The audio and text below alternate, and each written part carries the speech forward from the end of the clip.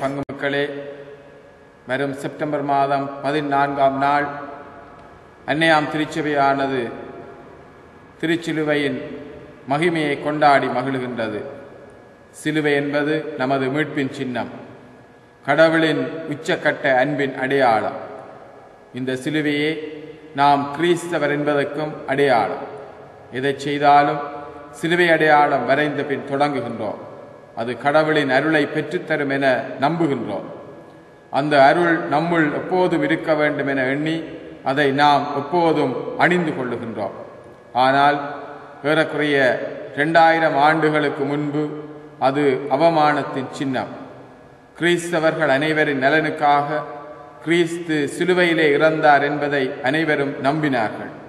இருப்பினும் அவரின் சாவு மிகுந்த கொடூரமாகவும் அவமானமாகவும் இருந்ததனால் சிலுவையை தங்களது அடையாளமாக பயன்படுத்த தயங்கினார்கள். ஏறக்குறைய 300 ஆண்டுகளின் பின் கொன்ஸ்டன்டைன் என்ற அரசன் தன்னை கிறிஸ்தவராக அறிவித்தார். அதன் பின்பு நிலை மாறியது. சிலுவை கிறிஸ்தவர்களினுடைய அடையாளமாக கருதப்பட்டது. அவர் கிறிஸ்தவராக மாறியதற்கு காரணம் அவர் தன் வாழ்வில் சிலுவையின் மகிமை என்னவென உணர்ந்தார். ஒருமுறை போருக்கு செல்வதற்கு முந்திய நாள் போரில் வெற்றி கிடைக்க வேண்டும் என்று கிறிஸ்தவ கடவுளிடம் வேண்டினார்.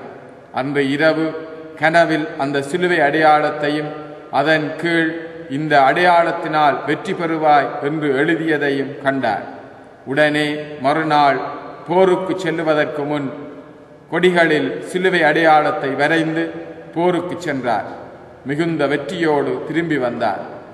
இவருடைய அன்னை ஹெலன் என்பவர் ஏற்கனவே கிறிஸ்தவராக இருந்தார். எனவேதான் இந்த அரசன் கிறிஸ்தவர்களுக்கு சற்று இரக்கம் காட்டி வந்தார். இந்த நிகழ்ச்சிக்கு பின் அவருடைய அன்னை கல்வாரி மலையில் ஓர் ஆலயம் கட்ட விரும்பினார். அப்போது அந்த இடத்தை வெட்டி சமன் செய்யும் போது 3 சிலுவைகளை கண்டெடுத்தனர். அப்போது சாகும் தருவாயிலிருந்த பெண்ணொருவர் 3 சிலுவைகளில் ஒன்றை தொட்டபோது புதுமையாக குணமடைந்தார். அந்த சிலுவைதான் இயேசு அறையப்பட்ட சிலுவை என்பதை இதன் மூலம் உறுதி செய்தனர். கிறிஸ்துவுக்கு பின் 614ஆம் ஆண்டு பாரசீக மன்னன் 2ஆம் கொஸ்ட்ரோஸ் என்பவர் படையெடுத்து வந்து வெற்றி பெற்ற பின் விலை உயர்ந்த பொருட்களோடு இந்த சிலுவையையும் எடுத்து சென்றார். கெராக்லிட்டியூஸ் என்ற கிறிஸ்தவ அரசன் பாரசீக நாட்டின் மீது படையெடுத்து சென்றார். அப்போது அவர்கள் சமாதானம் செய்து கொண்டு சிலுவையையும் திருப்பி கொடுத்தனர். அப்போது அரசன் பயபக்தியுடன் சிலுவையை தோளில் சுமந்து கொண்டு எருசலேம் நகருக்குள் வந்தார். அரச ஆபரணங்களுடன் இருந்த அவரால் அதை சுமந்து கல்வாரி மலையில் நுழைய இயலவில்லை. எருசலேம் ஆயரின் அறிவுரையின்படி அரச ஆடைகளை களைந்து தள உடைகளை உடுத்திக்கொண்டு கல்வாரியில் உள்ள திருக்கல்லறையில் திருச்சிலுவையை வைத்தனர். அன்று முதல் இந்த சிலுவை மகிமை விழா கொண்டாடப்பட்டு வருகின்றது. இந்த விழா உணர்த்தும் ஆழமான உண்மையை புரிந்து கொண்டு வாழ இறையருள் வேண்டுவோமாக. நன்றி. மீண்டும் அடுத்த வாரம் இன்னொரு செய்தியிலே உங்களை சந்தித்துக் கொள்ளுகின்றேன்.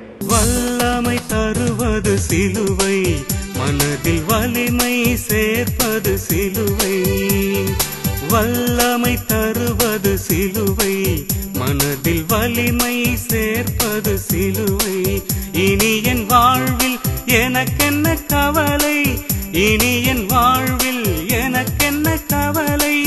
உலகில் நான் ஒரு புதிய பறவை, உலகில் நான் ஒரு புதிய பறவை. வல்லமை தருவது சிலுவை, மனதில் வலிமை சேர்ப்பது சிலுவை.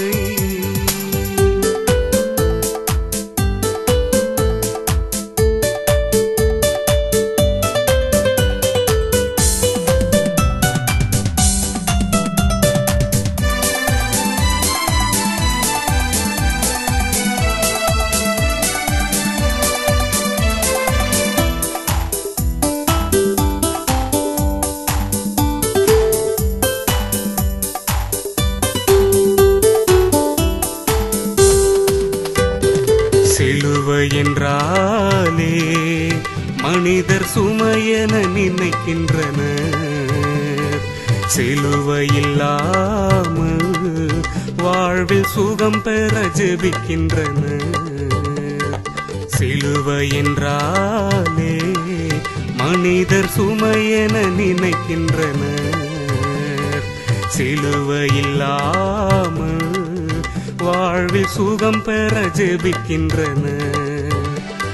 சிலுவையின் நாயகன் யூதாவின் சிங்கம் சிலுவையை வெறுத்தாரோ? தன் ரத்தம் சிந்தி உன் பாவம் தீர்க்க மரமதை மறுத்தாரோ? சிலுவை மரமதை மறுத்தாரோ? வல்லமை தருவது சிலுவை, மனதில் வலிமை சேர்ப்பது சிலுவை. வல்லமை தருவது சிலுவை, மனதில் வலிமை சேர்ப்பது சிலுவை.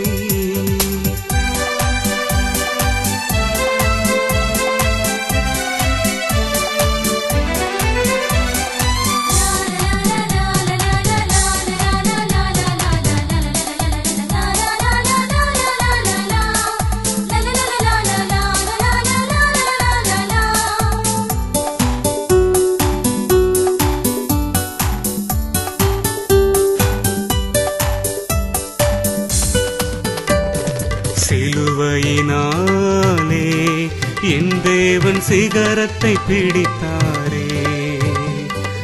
உலகையை நாடும் மனிதரை இறை வழி கொணர்ந்தாரே. சிலுவையினாலே என் தேவன் சிகரத்தை பிடித்தாரே.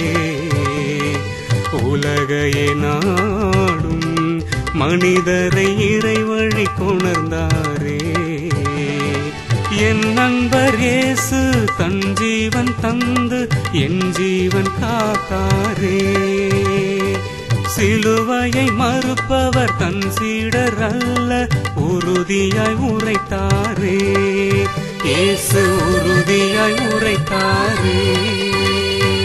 வல்லமை தருவது சிலுவை, மனதில் வலிமை சேர்ப்பது சிலுவை.